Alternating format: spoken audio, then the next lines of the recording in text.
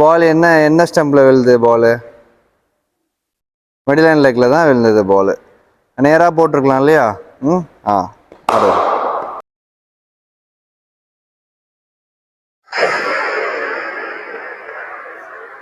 இப்போ மிடில் தான் ஆடினீங்க.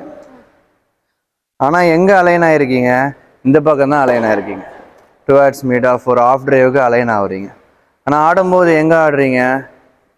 இங்கே ஆடிடுறீங்க. எதனால் அது நடக்குது?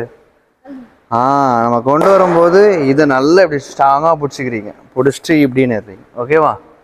அதனால தான் இந்த பக்கம் போடுற பால், மிடில் ஸ்டம்புக்கு இந்த பக்கம் போடுற பால்லாம் நல்லா கனெக்ட் பண்ணிடுறேன். இங்கே போடுற பால் என்ன பண்ணுற? இங்கே போடுற பால் இப்படி போயிடுது பேட். சரியா? நிறைய பேடில் வாங்கிடுறீங்க, இப்படி போயிடுது. ஷோல்டரு ஸ்வீப் மாதிரிலாம் போகுது. அது எப்படி ஆடுவீங்க? ஃபாஸ்ட் பாலர் நினைக்கிறீங்க. ரெடி ஆகுறோமா? இங்கே போட்டால் தான் உனக்கு ஆன் டிரைவ் ஈஸியாக இருக்கும் இல்லையா?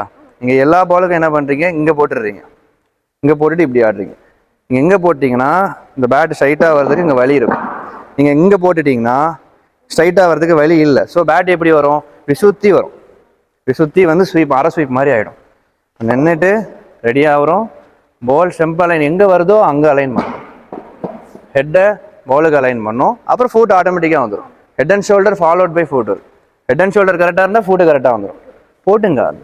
அப்போ தான் பேஸும் நல்லாயிருக்கும். புரிஞ்சுதா? ஓகேவா? நல்லா ஆடுறீங்க. மிடில் நிறைய மிடில் ஆடினீங்க. நிறைய கவர் டிரைவ் நல்லா இருந்தது 2-3. ஓகேவா? இது மட்டும் பார்க்கணும். ஆடி முடிச்சுட்டு கை இப்படி இருக்கு, இந்த எல்போ இப்படி இருக்கு, இப்படி இருக்கு.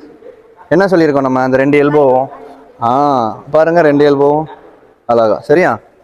அழகா. சரியா?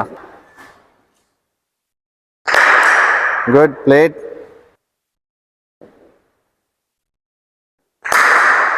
Plate.